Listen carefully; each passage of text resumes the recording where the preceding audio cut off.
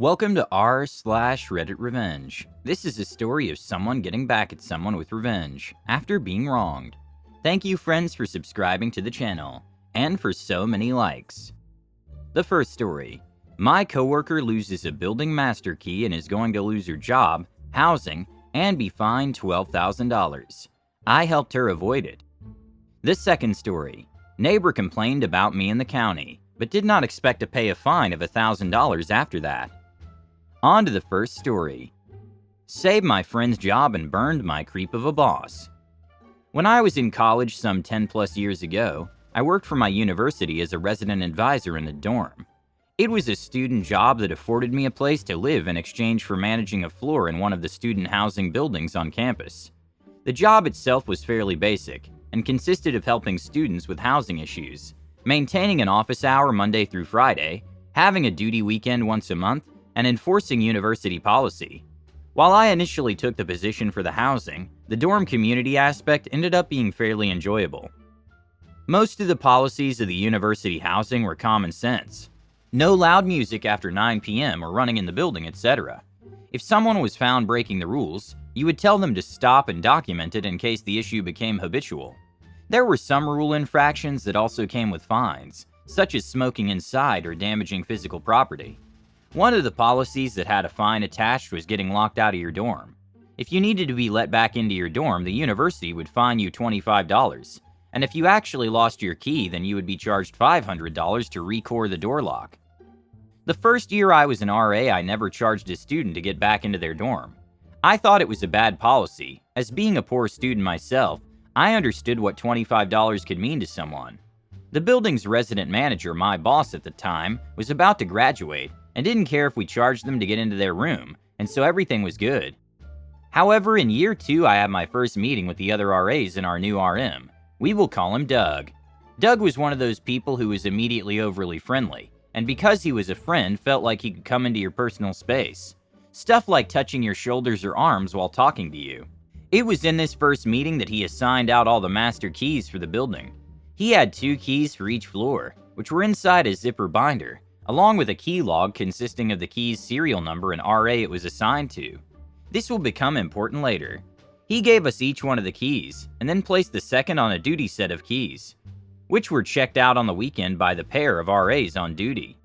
While the university policies for a student losing a key were bad, the policies for an RA losing a master key are worse. If you were to lose a master key, you would be terminated, thus losing your housing, and you would be fined the cost to re-core each door on your floor, $12,000. While we all already knew this, I recall how much time Doug specifically spent reiterating this fact to us in this first meeting, and how he was no longer responsible for the keys, since now we had them. Several weeks into the semester, I'm conducting duty rounds in the building with another RA, whom I am friends with. We will call her Brittany. Brittany is very smart, assertive, and always a laugh, so I loved working duty with her. This day, however, Brittany seems a bit down. After a bit of prodding, she confides in me that Doug has been making her uncomfortable and that he kept touching her. I believed I understood what she meant, because I also disliked how touchy he was, and how close he would get to me when we spoke. That's not what she meant. I talked to her about reporting him, but she did not want to, presumably since Doug was one of the department's golden boys. Brittany said she had had enough, so she told him off, and didn't think it would happen again, but asked me to stick around her anytime he was around.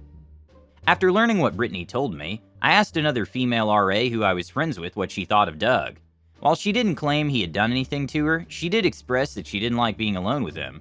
I decided he was a creep, and I became very brief anytime I had to speak with him.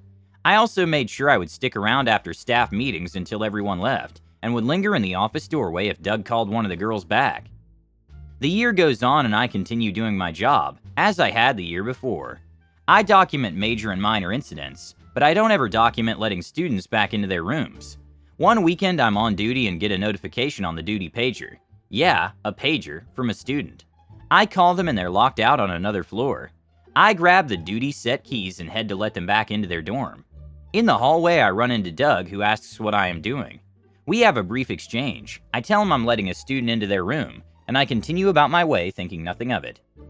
The following Monday, I'm called into the office. I'm asked about the student I let into his room, and how often I have to let people in.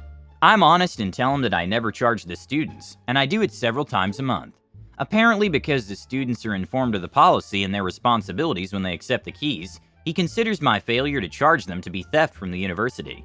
He had apparently reviewed all the reports submitted under my user ID and seen that I had never charged anyone for being let back into their dorm, and told me that he was referring me for disciplinary action. The disciplinary action did not go far, or at least no one higher up ever spoke to me about that situation. For me, though, this drew a line that only served to reinforce my opinion of him. School continues much as it had. A few months before the end of the year, I'm again doing my duty rounds with Brittany, who's clearly upset. Apparently, a few nights prior, she had a late night and a few drinks with friends.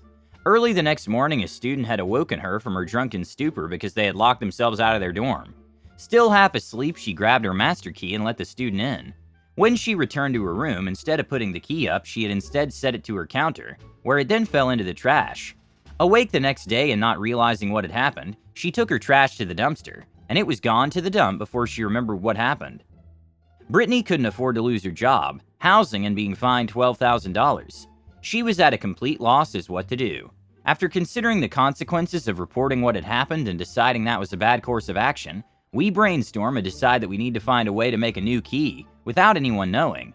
We didn't have long to act either, as each day ran the risk of a random key check by Doug. The university keys are made on a key blank that are not readily available at the local shops, presumably for this exact reason. So we scoured the internet looking for a copy, and ended up finding one that looked like a match. However, the website's picture was just a silhouette of what the key's outline looked like, so we weren't 100% sure. It was our best option, so we ordered it. A plan was born. With our key blank en route, we decided that we would take the second master key on the duty set midweek, when it's not being used, and take it somewhere to make a copy. The next problem was, once we had a working copy of the key, we would still need to find a way to get the key's serial number back on the copy. Luckily, Brittany knew someone with hammer stamps we could use to imprint the numbers on the key, and I somehow remembered the binder that Doug had with the serial numbers. Because Doug's office was across the hall from his room, he could always hear if anyone was in there. Since Brittany had bad experiences with Doug, we didn't want him to find her in there alone, so it fell to me. I waited till night on one of my duty weekends and got into the office. I opened the door as quietly as I could and snuck in, leaving the door only slightly ajar so that no one in the hall could immediately see in.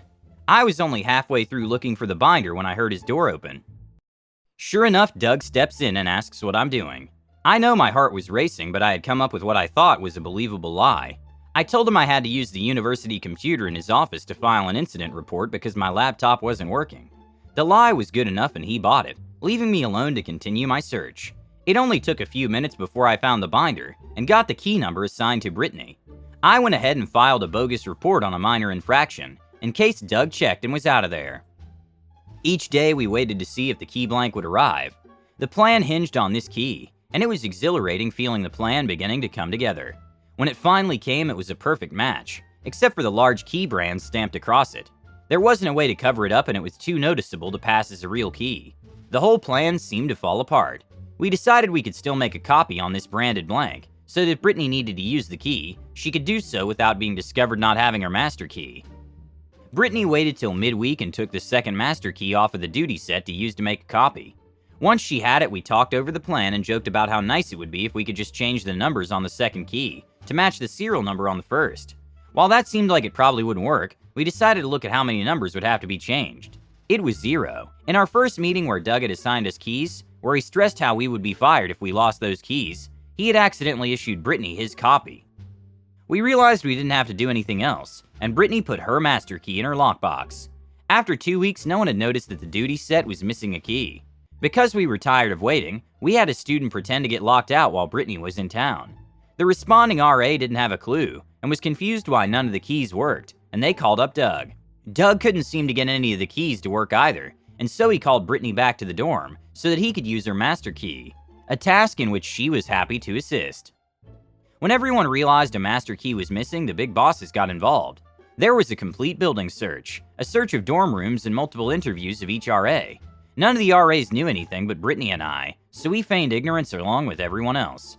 I believe they suspected Brittany initially, but when she was able to produce her correct master key, their demeanor with her drastically changed.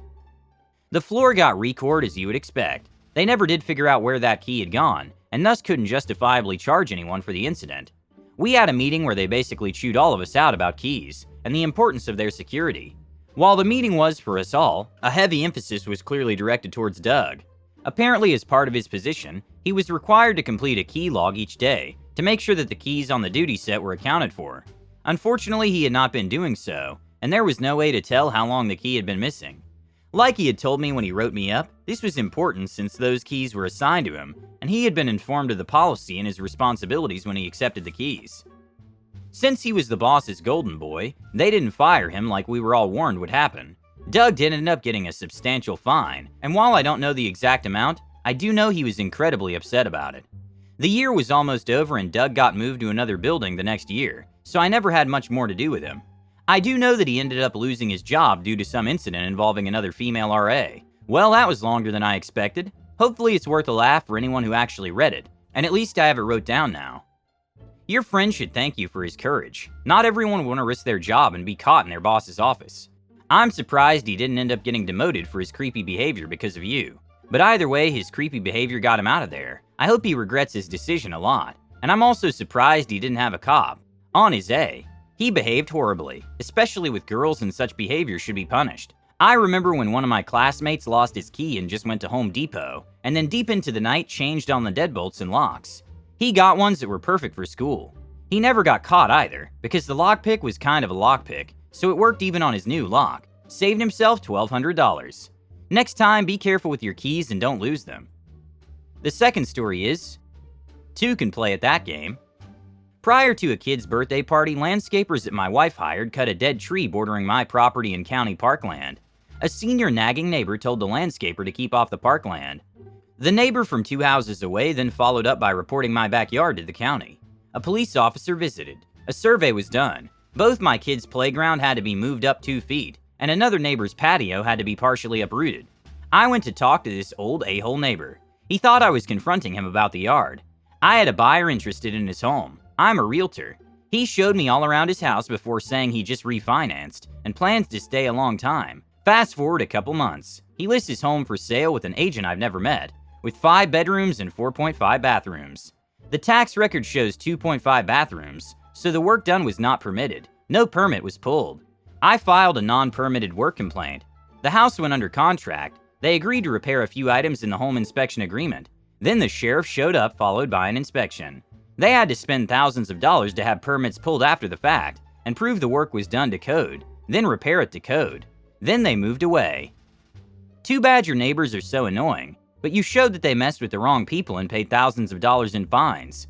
I hope that old man doesn't bother you anymore, and if he does, make him pay a much higher fine. Waiting for a new story. Subscribe, hit the like button, and have a nice day.